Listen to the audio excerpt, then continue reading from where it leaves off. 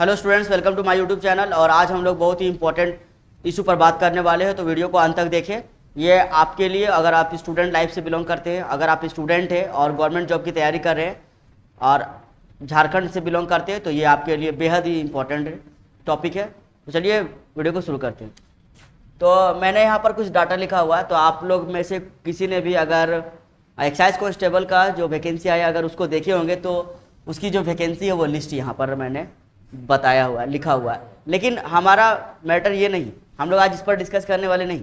हम लोग आज इस पर डिस्कस करने वाले पर रिजर्वेशन और पॉपुलेशन पर डिस्कस करने वाले हैं। ठीक है, तो ये एक आम स्टूडेंट अगर आप हैं और अगर आप वोटर है तो भी ये आपके लिए बहुत इंपॉर्टेंट है। एक्चुअली अभी जो वैकेंसी आई है वो टोटल 583 सीटों पर वैकेंसी आई है।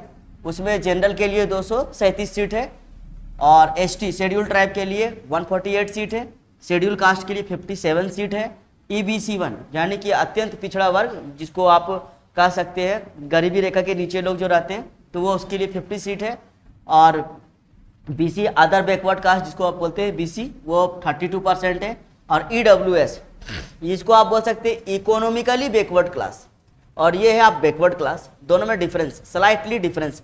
ईडब्ल्यूएस 59 सीट है। अब अगर हम इसका परसेंटेज कैलकुलेट करते हैं कि टोटल सीट में से इसका कितना परसेंटेज निकल के आ रहा है, तो 25% एसटी के लिए है, 11% सीट जो है वो एससी के लिए, ईबीसी 1 के लिए और बीसी 2 दोनों मिला करके 14%, और ईडब्ल्यूएस के लिए 59 अगर सीट है तो 10%। अब हम लोग देखते हैं इसका पॉपुलेशन के अनुसार ये मैच करता है कि नहीं। तो देखिए 26% जो है सो एसटी है, तो उसको 25% रिजर्वेशन मिला हुआ, बिल्कुल पॉपुलेशन के इक्विवेलेंट। 12% एससी है तो उसको 11%, बिल्कुल इसके इक्विवेलेंट। और ये 40% है और इधर कितना 14%, मतलब एक ह्यूज गैप है। और इधर 10% है, इसका अभी तक पता नहीं चल पाया है डाटा। ये सारा डाटा जो है वो सेंसस 2011 का लिया गया है, उसी के अनुसार मैं बात कर रहा हूँ। अब हम बात करते हैं यहाँ पर मुद्दा क्या है हमारा। तो देखिए मुद्दा जो है बहुत ही जटिल है। अगर आप इसे डेप्थ में जाके समझिएगा तो आपको लगेगा कि नहीं हमें ठगा जा रहा है। 2023 अभी चल रहा है और झारखंड जो है सो हमारा बन के तैयार हुआ था 2000, यानी कि 23 साल होने वाले हैं। 23 साल होने वाले हैं। झारखंड जो है सो विदेशी राज्य से आज़ाद हो चुका है, लेकिन अभी तक झारखंड में स्वराज्य स्थापित नहीं हुआ है। स्वराज यानी कि खुद का शासन झारखंड में स्थापित अभी तक नहीं हुआ। विदेशी राज जो है वो जो एक नारा सुने होंगे, दूर भगाओ विदेशी राज, है ना, और अपना राज लाइए, अपना स्वराज लाना है, तो वो सपना अभी तक पूरा कंप्लीट नहीं हुआ है। हालांकि झारखंड बिहार से अलग हो गया, लेकिन फिर भी हमारा जो सपना था झारखंड को अलग बनाने का, अलग राज्य बनाने का, उसका अभी तक वो सपना पूरा नहीं हुआ। तो कहाँ कमी रह गया और किन नेताओं ने इसमें जो है सो अड़चन डाला और अभी तक नहीं हुआ, इसके बारे में भी हम लोग देखते हैं। तो सबसे पहले किसी भी स्टेट के लिए अपना एक नियोजन नीति होता है और स्थानीय नीति होता है। तो झारखंड में अभी तक ना नियोजन नीति है ना कोई स्थानीय नीति है। मतलब अगर झारखंड में कोई फॉर्म आता है तो आप कोई भी स्टूडेंट कहीं से भी बिलोंग करते हैं तो वो अप्लाई कर सकते हैं। मतलब ये एक सेंट्रलाइज्ड वैकेंसी है। अगर झारखंड में कोई भी वैकेंसी आता है तो वो सेंट्रलाइज्ड है, कोई भी स्टूडेंट फॉर्म भर सकता है। लेकिन अगर हम अदर स्टेट का बात करें, जैसे हमारे झारखंड के साथ छत्तीसगढ़ अलग हुआ था, तो आप वहाँ का फॉर्म अप्लाई नहीं कर सकते। झारखंड के साथ उत्तराखंड भी आज़ाद अलग एक राज्य बना था, तो उसमें भी आप अप्लाई नहीं कर सकते। तो हर जगह कुछ ना कुछ बैरियर लगा हुआ। हमारा पड़ोसी राज्य बिहार है, वहाँ पर भी बैरियर लगा हुआ है। आप टोटल जो है सीटें वो खुली हुई नहीं है, ओपन नहीं है। वेस्ट बंगाल में भी लैंग्वेज प्रॉब्लम है, वहाँ पर भी आप ओपन नहीं है। कुल मिलाकर कहना ये चाहता हूँ कि झारखंड के अलावा जितना भी राज्य है उसका अपना एक पॉलिसी है, यानी कि नियोजन नीति है और अपना एक स्थानीय नीति है। हर कोई फॉर्म अप्लाई नहीं कर सकता है। कहीं पर भाषा के आधार पर रखा गया है, तो कहीं पर उसकी संस्कृति के आधार पर सीटों को रिजर्व किया गया है।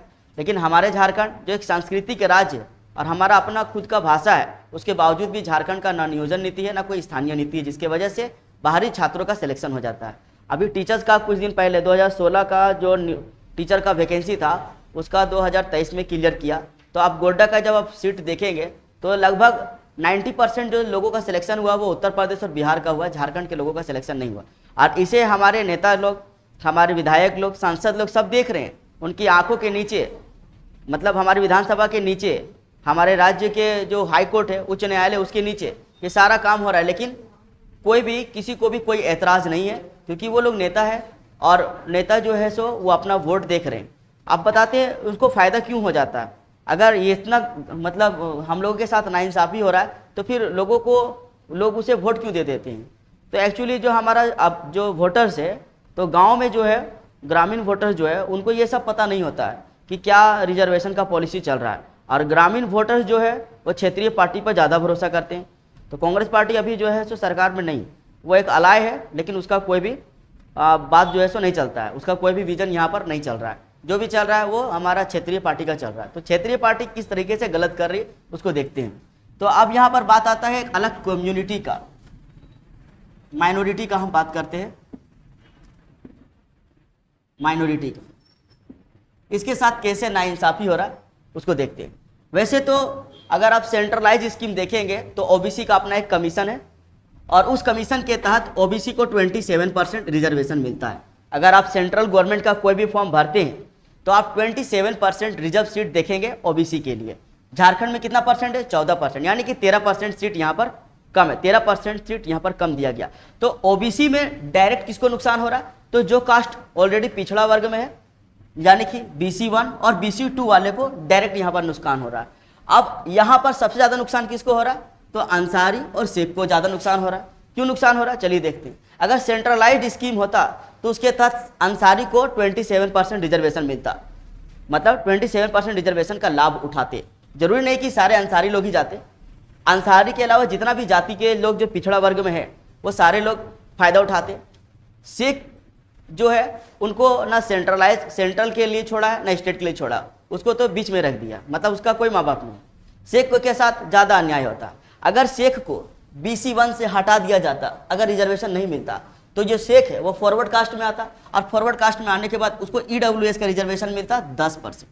अभी यहाँ पर आप ब्रेक कीजिएगा तो 6% यहाँ रिजर्वेशन आपको देखने को मिलेगा, यानी BC1 में 6% रिजर्वेशन मिलता है। इसका आप कैलकुलेशन करें, 50/5 टोटल सीट है 583 × 100। तो आप इसका अगर कैलकुलेशन करेंगे तो अगर हम मानते हैं कि ये 60 है, पूरा 600 है, तो ये 2 जीरो से 2 जीरो कैंसिल, 6 है, यानी कि 8%, लगभग 8% रिजर्वेशन यहाँ पर BC1 को मिल रहा है। 8% रिजर्वेशन यहाँ पर शेख को मिल रहा। अगर हम यहाँ से रिजर्वेशन को हटा देते, शेख को यहाँ से हटा देते, तो शेख को डायरेक्ट फॉरवर्ड जाति में गिनती लिया जाता और इसको 10% रिजर्वेशन मिलता। तो सेंटर में भी 10% मिलता और स्टेट में भी 10% मिलता, कहीं इसके साथ कोई बैरियर नहीं होता। अब मैं ऐसा क्यों बात कर रहा हूँ? तो मेरे साथ ये हो चुका है, इसीलिए मैं ऐसा बात कर रहा हूँ।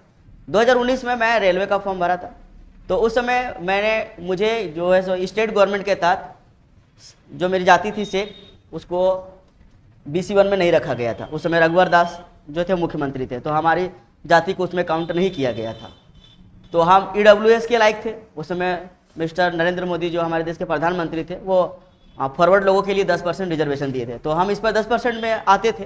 तो मैंने फॉर्म अप्लाई किया 10% पर।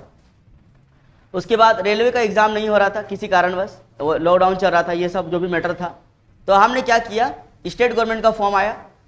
जब मैंने फॉर्म अप्लाई किया तो उसमें पता चला कि उस समय शेख को BC1 में मान्यता दे दिया है। क्यों? क्योंकि उस समय हेमंत सोरेन का सरकार आया, ठीक है। तो ग्रामीण वोटर्स को देखते हुए शेख को रिजर्वेशन मिला, तो 8% रिजर्वेशन के तहत इसको रखा गया। अब 8% रिजर्वेशन था तो मैंने अपना जाति बनाया, क्योंकि अगर किसी भी जाति को अगर रिजर्वेशन नहीं मिला तब यहाँ पर आपको रिजर्वेशन मिलेगा। अगर किसी जाति को रिजर्वेशन मिला है तो उसको यहाँ पर EWS में रिजर्वेशन नहीं मिलेगा। तो मुझे यहाँ पर सर्टिफिकेट बना करके फॉर्म अप्लाई किया, लेकिन वहाँ भी एग्ज़ाम नहीं हुआ, जिसके वजह से वो मेरा बेकार हो गया। अब मैं जब यहाँ एग्ज़ाम क्वालिफाई कर लिया, PT मैंने क्वालिफाई किया, उस समय मेरे 84 मार्क्स थे रेलवे में 100 में। तो उसके बाद फिर मैंने मेंस का एग्ज़ाम दिया। मेंस का एग्ज़ाम देने के बाद मैं EWS के कैटेगरी से क्वालिफाई किया, और जनरल कैटेगरी से मैंने सिर्फ 1 मार्क्स शॉर्ट रह गया, जिसके वजह से मुझे जनरल में काउंट नहीं किया गया। और इधर जब मैं EWS के लिए फिर से जब अपना सर्टिफिकेट बनाने के लिए गया तो बोला गया कि आपका जो जाति है वो BC1 में है, इसीलिए आपको ये EWS का सर्टिफिकेट नहीं दिया जाएगा। अब बताइए, अगर मैं EWS में होता तो मैं रेलवे का जॉब अभी कर रहा होता, लेकिन मेरे सारा प्रोसेस हो चुका था क्लियर। मैं PT मेंस एग्ज़ाम निकाल चुका था, गुड्स गार्ड में मेरा सिलेक्शन भी हो जाता, क्योंकि गुड्स गार्ड का कटअप मेरे EWS कटअप से ज़्यादा कम था, और मेरा जो जनरल का कटअप था वो EWS के कटअप से 1 नंबर कम था, मतलब मेरा 79 मार्क्स थे। और EW ये जो जनरल का कट ऑफ गया था वो 80 मार्क्स गए थे, और इसका गुड्स गार्ड के लिए EWS का कट ऑफ जो गया था वो 73 मार्क्स गया था। तो इस हिसाब से मैं अगर EWS कैटेगरी में होता तो मैं भी जॉब होल्डर होता। खैर ये सिर्फ मेरे साथ नहीं हुआ है, ऐसा बहुत सारे लोगों के साथ हुआ। ठीक है, तो ऐसा क्यों हुआ? क्योंकि सरकार ने यहाँ पर जानबूझकर शेख को BC1 में डाला। यहाँ से अगर हटा करके EWS में डाल देते तो 10% रिजर्वेशन का लाभ उठा रहे होते, और स्टूडेंट SSC, रेलवे और बैंक में इसका सीधा सीधा लाभ उठा पा रहे होते। यहाँ 8% रिजर्वेशन तो दिया है, लेकिन अभी तक एक भी वैकेंसी नहीं आया है। 2019 में 27 दिसंबर को गवर्नमेंट ने ओथ लिया, शपथ ग्रहण किया, और तब से लेकर अभी तक 3 साल हो गए हैं सरकार का, लेकिन सरकार ने एक भी वैकेंसी नहीं जारी किया है। जो भी वैकेंसी थे वो पिछले सरकार की थी, उसी को कोर्ट के थ्रू से ज्वाइन कराया जा रहा है। तो ऐसा नाइंसाफ़ी इसीलिए हो रहा है क्योंकि हम लोग जो है सो इस पर कोई सवाल नहीं उठा रहे। तो OBC समाज जो है, जिसको 27% अधिकार मिला है, उसका सिर्फ 14% उसे मिल रहा है और वो खुश है। क्यों? क्योंकि वो मज़े में। लेकिन उनको शायद नहीं मालूम, और स्टूडेंट लोग को भी ये नहीं पता है कि 27% उसका अधिकार है और वो उससे छीना जा रहा है। आपके हक को, यानी कि हमारे हक को छीना जा रहा है, और हम लोग चुपचाप बैठे हुए हैं। दूसरा, EWS का 10% जो रिजर्वेशन है उसमें कोई भी बाधा नहीं।